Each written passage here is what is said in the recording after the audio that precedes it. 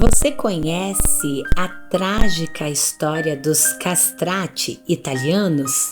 E a história dos eunucos? Tinha que arrancar para trabalhar? Depois, neste vídeo, eu vou também contar o relato de um dos nossos inscritos aqui do canal que nos enviou textos sobre os castrates de forma extraordinária e detalhadas. Caso você nunca tenha ouvido falar a respeito dos castrati italianos, eles foram famosos cantores de ópera que conseguiram alcançar tons de voz normalmente femininos, como o soprano, o meio-soprano e o contralto. E como esses homens faziam isso? Quando ainda eram meninos, os que tinham grande talento identificado eram castrados com o objetivo de evitar que a sua voz mudasse com a chegada da puberdade. Na verdade, a castração dos meninos para preservar o tom de voz feminino não foi uma prática inventada pelos italianos. Como você deve saber, os eunucos eram muito usados como serviçais na antiguidade. E não demorou até que alguém percebesse que algum deles tinha um extraordinário talento musical. Tanto que existiam registros históricos de que os bizantinos já se deleitavam com um som prodigioso produzido por esses cantores por volta do ano 400. No entanto, foi na Itália do século XVI que os castrati realmente ganharam destaque. Tudo depois que o Papa Sisto V banir as mulheres de cantarem em público.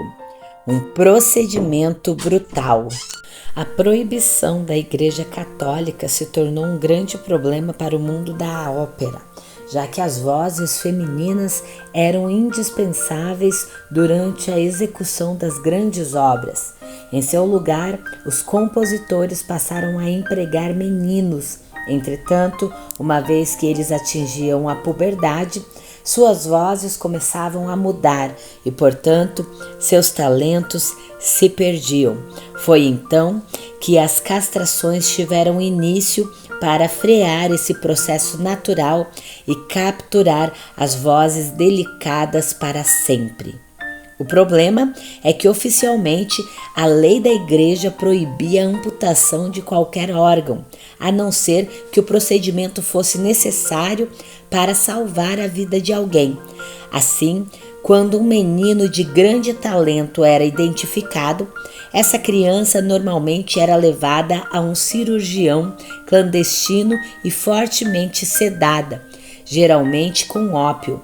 Embora o acesso a anestésicos fossem raros na época, outras opções envolviam colocar o menino em uma banheira quentinha e pressionar a carótida até a criança ficar comatosa, ou ainda dar um banho frio no pobre com o objetivo de amortecer a região a ser operada, ou colocar o garoto em um banho de leite.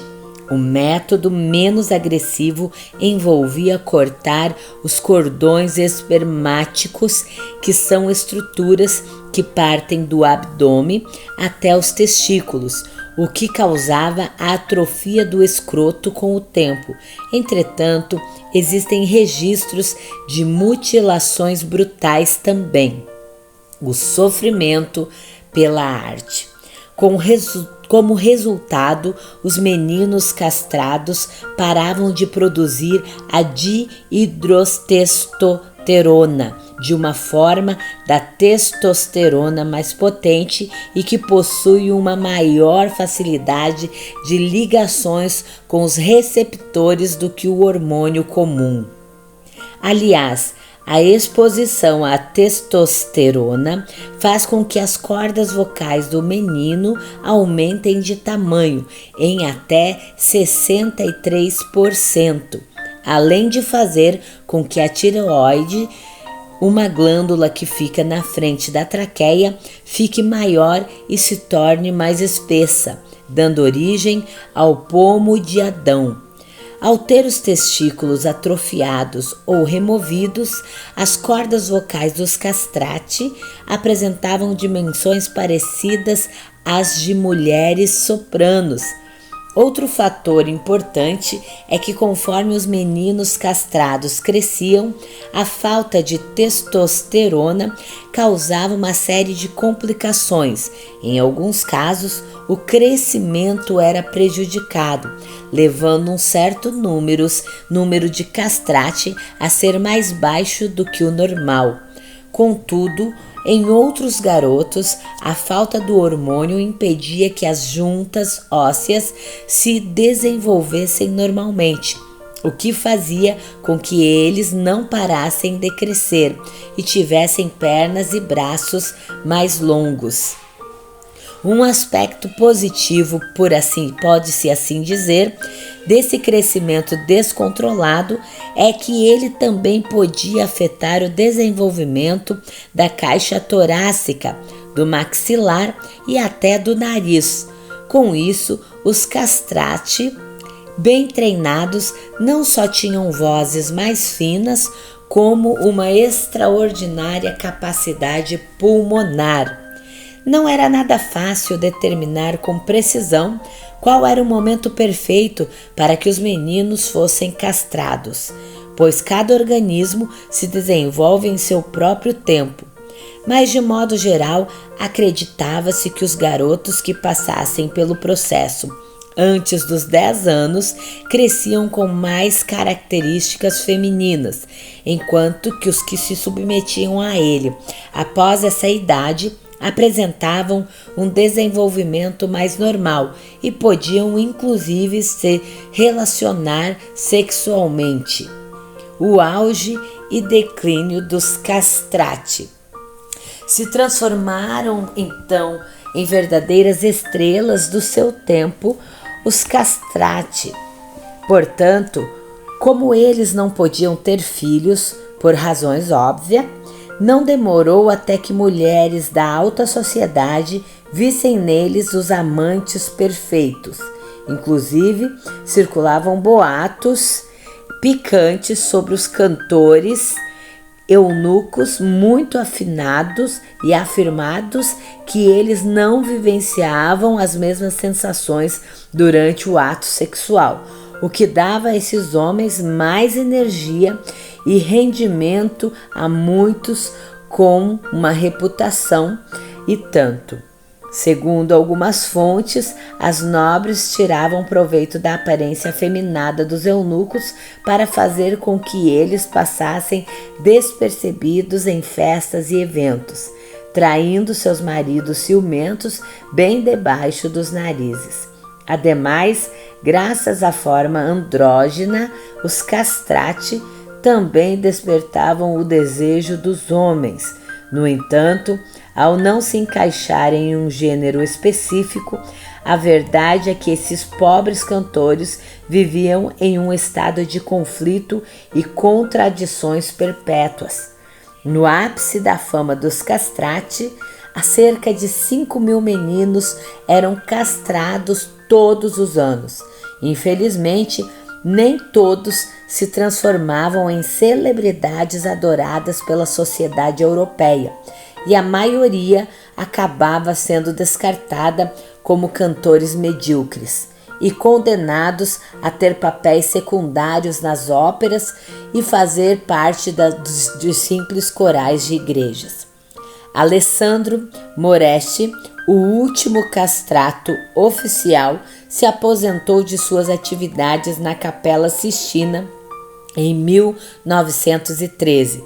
Entretanto, muitos historiadores suspeitam que outro cantor, o italiano Domenico Mancini, que fez parte do coral papal até 1959, também era secretamente um eunuco. Resumindo toda essa história, quem eram os eunucos então? Eles eram homens que tiveram sua genitália removida parcial ou totalmente por motivação bélica, punição criminal, imposição religiosa para servirem em funções sociais ou em corais. Se convertido o eunuco, já adulto, o indivíduo perde a capacidade de reprodução e tem uma substancial perda hormonal em seu organismo. Porém, se convertido antes da puberdade, além de ter impossibilitado a reprodução, o indivíduo torna-se incapaz de desenvolver os mínimos traços masculinos, como estrutura muscular e engrossamento da voz, devido à total falta de testosterona em seu organismo. As graves consequências a curto prazo da castração são as hemorragias e infecções que podem ocasionar a morte. A longo prazo, existem muitas outras coisas físicas e psicológicas no tratar dos eunucos. Ao longo de milênios, os eunucos desempenharam uma grande variedade de funções em muitas culturas diferentes: cortesões, domésticos, espiões, cantores, concubinos, parceiros sexuais, religiosos, soldados, guardas reais, funcionários do governo e até mesmo guardiões dos haréns. Ao longo da história, diversas civilizações usaram a castração humana como uma arma de guerra. Na Ásia, foi praticada desde o Império Assírio, na Antiguidade, até o Império Coreano, na Idade Moderna. Jovens príncipes de reinos conquistados eram tomados ainda crianças como prisioneiros de guerras e convertidos em eunucos.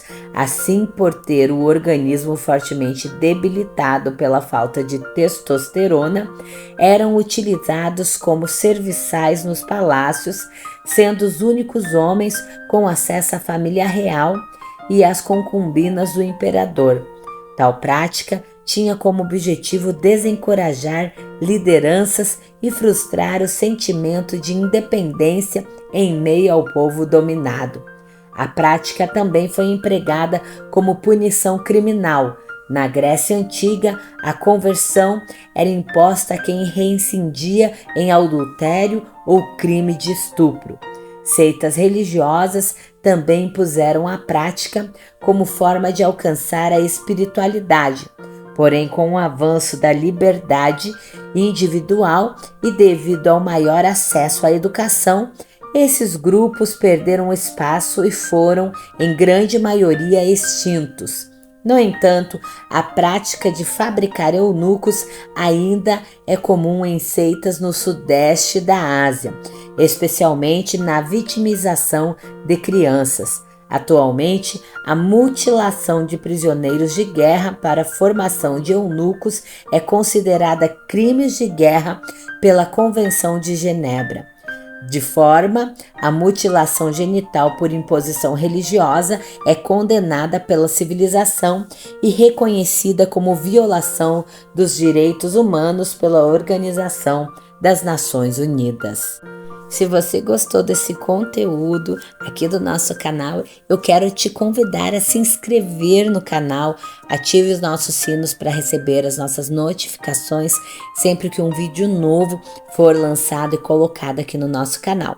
E eu já quero te convidar também a se tornar um membro deste canal. Assim, você vai contribuir muito para que eu venha continuar aí a postar um conteúdo interessante e que vai esclarecer todas as dúvidas, sem falar que existem conteúdos exclusivos para aquele que é membro assinante do nosso canal.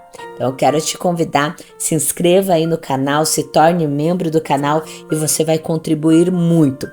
Então, vamos agora aos relatos de um dos nossos seguidores aqui, inscritos aqui do nosso canal do YouTube. Veja o que ele falou acerca dos eunucos e dos castrati. Aqui vai o relato deste seguidor.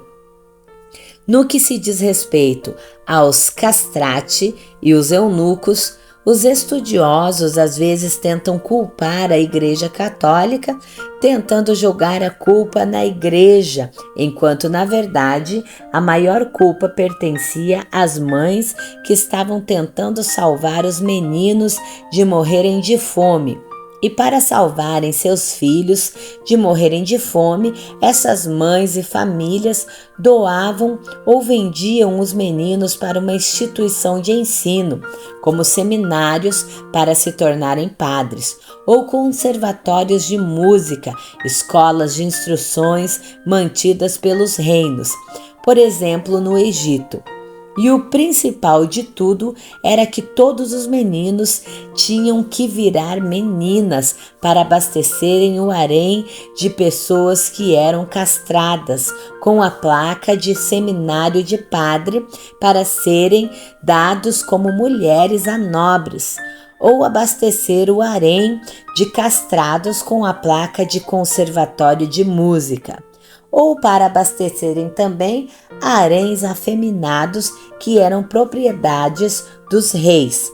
A lei era capaz para aceitarem virar pessoas castrates, homens da nobreza, que iriam pegar esses meninos como se fossem fêmeas.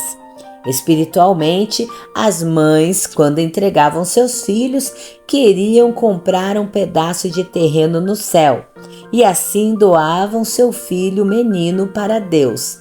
As mães faziam a doação direta do menino, seu filho, para Deus como moeda de troca para realizar a compra de um terreno no céu. Houve uma guerra contra o castratismo, onde aproximadamente morreram 60 milhões de pessoas.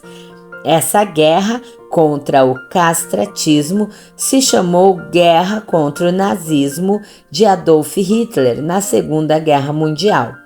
A guerra contra o nazismo na Segunda Guerra Mundial também era, na verdade, uma guerra contra o castratismo.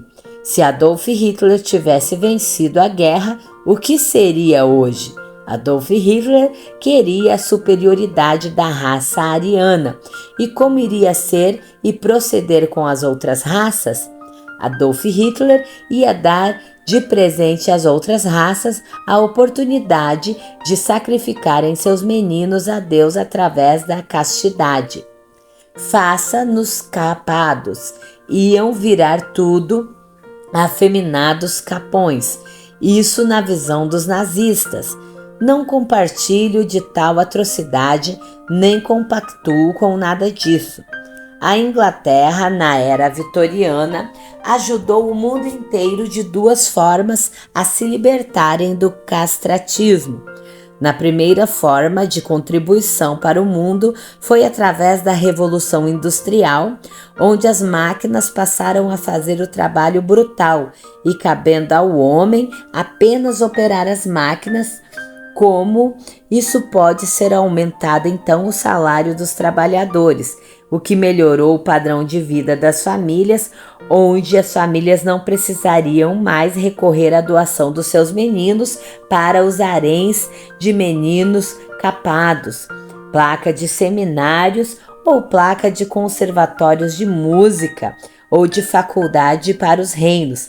A segunda forma é que a Inglaterra contribuiu com a humanidade para se libertar do sistema global de capação dos moleques foi que a Rainha Vitória da Inglaterra passou a determinar que as crianças de todo o Reino Unido tivessem educação obrigatória e todas as crianças até 10 anos de idade.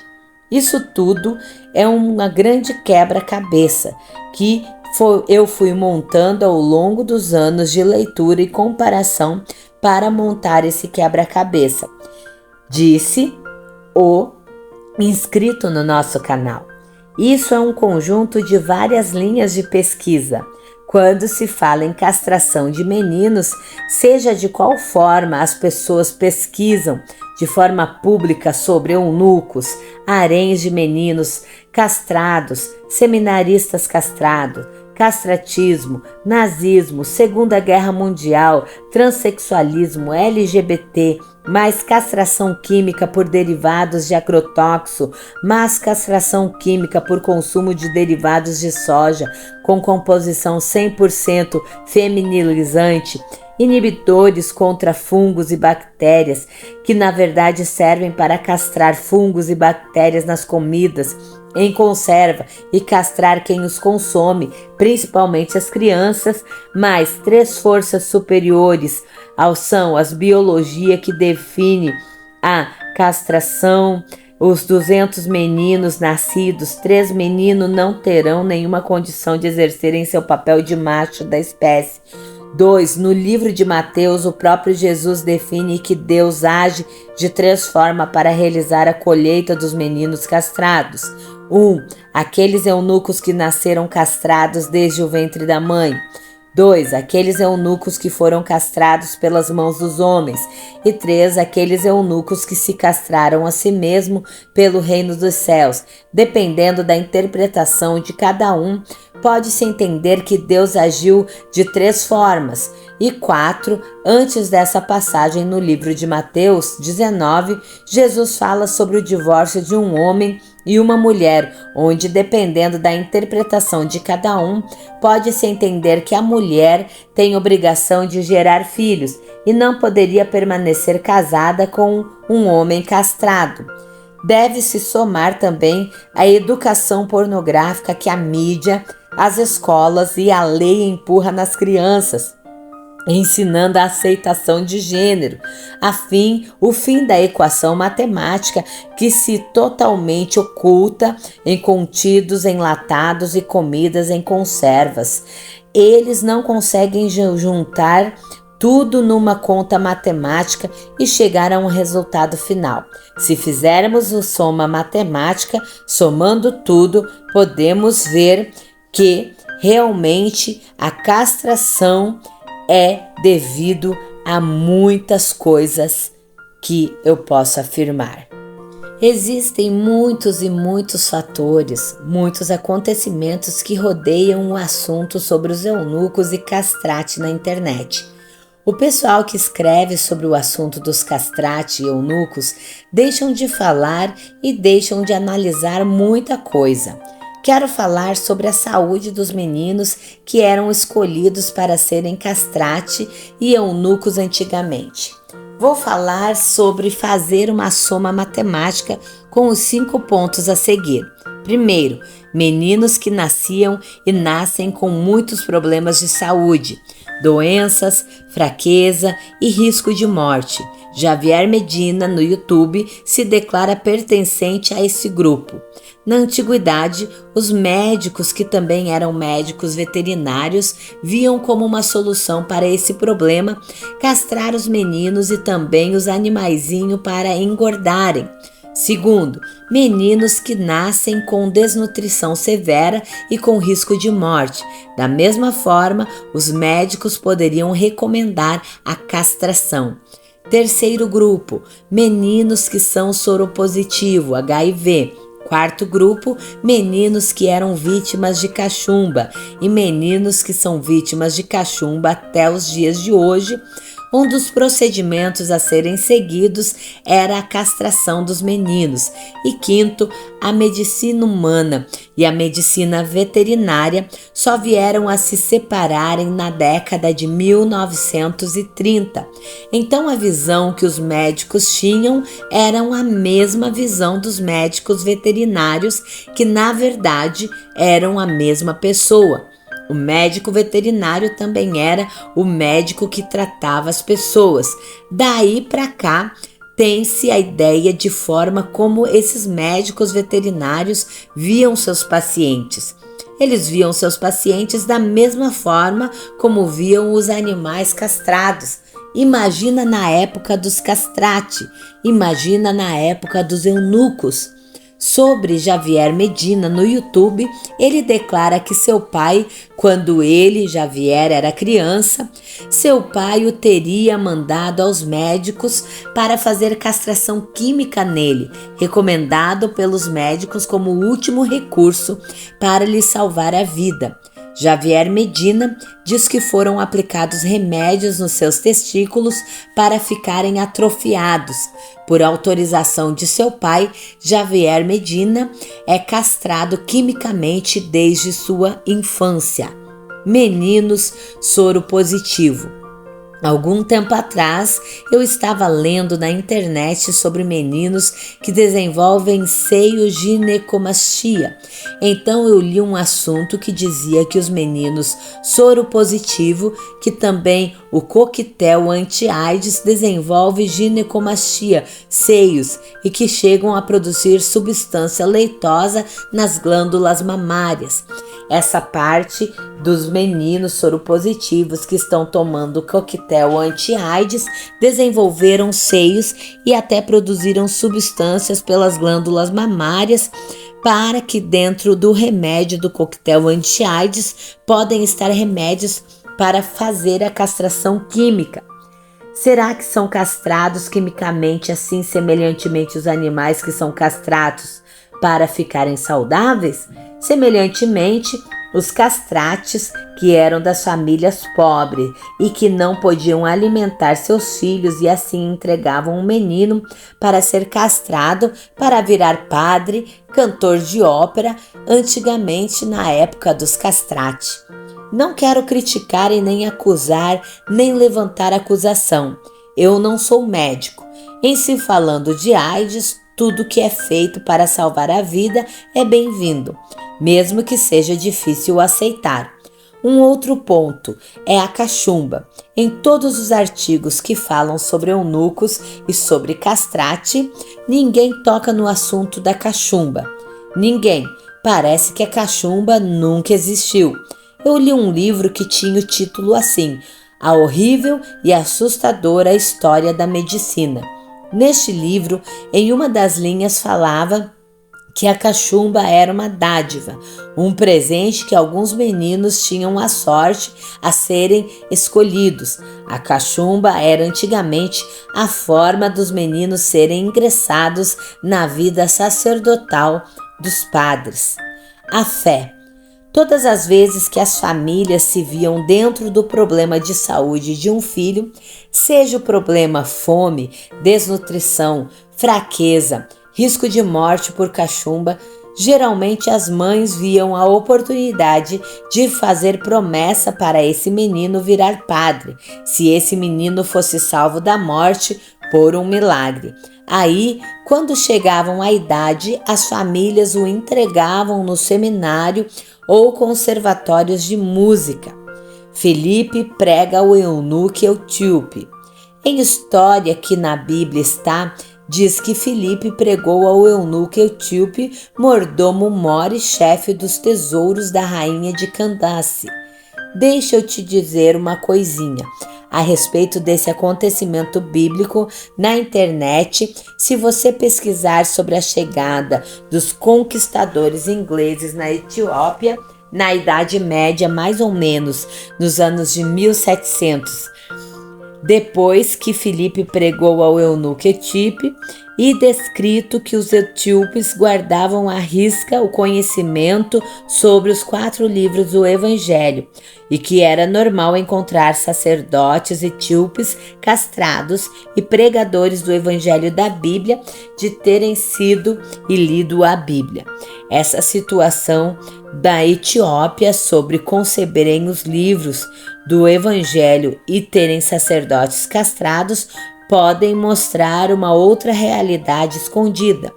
Aquele eunuco etíope a qual Filipe pregava a palavra e que era chefe dos tesouros da rainha Candace da Etiópia, na verdade era chefe das escolas de eunucos da Etiópia, que eram idênticos a seminários de meninos castrados da Etiópia. Era normal os reinos manterem esses seminários de meninos para se tornarem funcionários públicos de confiança e também sacerdotes. Sacerdotes e funcionários públicos eram todos eunucos castrados desde crianças, para não se envolverem com as mulheres do rei e nem com as mulheres dos nobres. Eles estudavam a vida toda em seminários idênticos e seminários de padres, e todos eram castrados desde novinhos. Se pesquisar sobre a conquista da Etiópia pelos conquistadores ingleses, eu estava vendo no YouTube que quando os conquistadores ingleses conquistaram a Etiópia, existia na Etiópia ainda o costume de castrar meninos para o sacerdócio, e esses sacerdotes etíopes castrados eram peritos em ensinar o Evangelho de Jesus Cristo na sua forma mais primitiva. Na Bíblia, o eunuco etíope foi evangelizado e a Bíblia não consta o que ele converteu e foi então às escolas de eunucos da Etiópia em um seminário de padres. Se isso aconteceu, quer dizer que eram padres eunucos, ou seja, padres castrados. Tem gente que interpreta a castidade dos meninos dos seminários de padre como uma forma de sacrifício, um sacrifício voluntário. Nesse sacrifício voluntário, antigamente alguns meninos, quando passavam a ser vítimas de cachumba e água, acabavam sendo castrados. Então as mães os encaminhavam para os seminários para serem padres. Eles não tinham o direito de falar. Você ouviu aí um relato de um dos nossos inscritos aqui no canal. E se tu também tem um relato, tem um conhecimento acerca de algum assunto, você pode deixar aqui nos comentários ou você pode me chamar pelo WhatsApp e ali me passar toda a sua história, seu estudo sobre determinado assunto, que eu irei fazer também um vídeo acerca do assunto de seu conhecimento. E agora eu quero falar um pouco mais sobre a história dos castrati no caderno de música. Quando ouvimos uma inspiradora área composta, principalmente no período barroco, muitas vezes sequer desconfiamos que elas possuem, na verdade, uma história bem triste. Algumas obras, a partir do século XVI, foram compostas inicialmente para castrati, um tipo de voz muito peculiar. O castrato era um cantor que possuía a mesma extensão vocal das vozes femininas.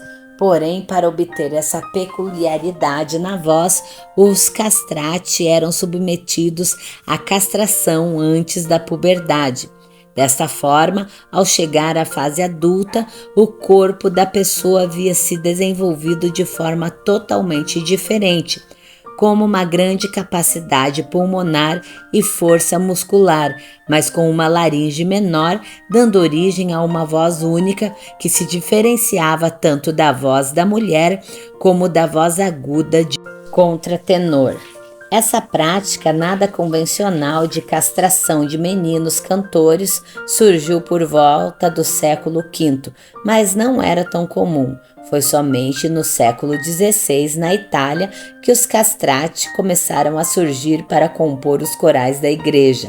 Na ópera, essa prática atingiu o seu auge nos séculos XVII e XVIII, com o papel do herói muitas vezes escrito para castrato. Na segunda metade do século XVIII, a popularidade dos castrati começou a entrar em declínio e aos poucos esses papéis foram transferidos aos contratenores e algumas vezes às vozes femininas, em especial a de contralto. Porém, muitas partes compostas para castrati de algumas óperas barrocas são de execução tão complexa que às vezes é quase impossível de serem desempenhadas pelas vozes de hoje em dia. A verdade é que os castrati foram protagonistas de um dos capítulos mais cruéis da história da música ocidental. Eles eram cantores masculinos submetidos à castração antes da puberdade, a fim de preservar suas vozes agudas e desenvolver um alcance vocal extraordinário. Essa prática, que começou no século XVI na Itália e atingiu seu auge no século XVII e XVIII, Graças a Deus, essa prática foi exterminada. A verdade é que os castrati foram protagonistas de um dos capítulos mais cruéis da história da música ocidental.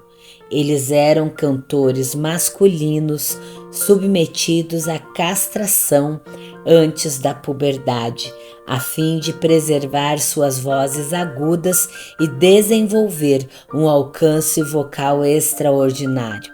Essa prática, que começou no século XVI na Itália e atingiu seu auge no século XVII e XVIII.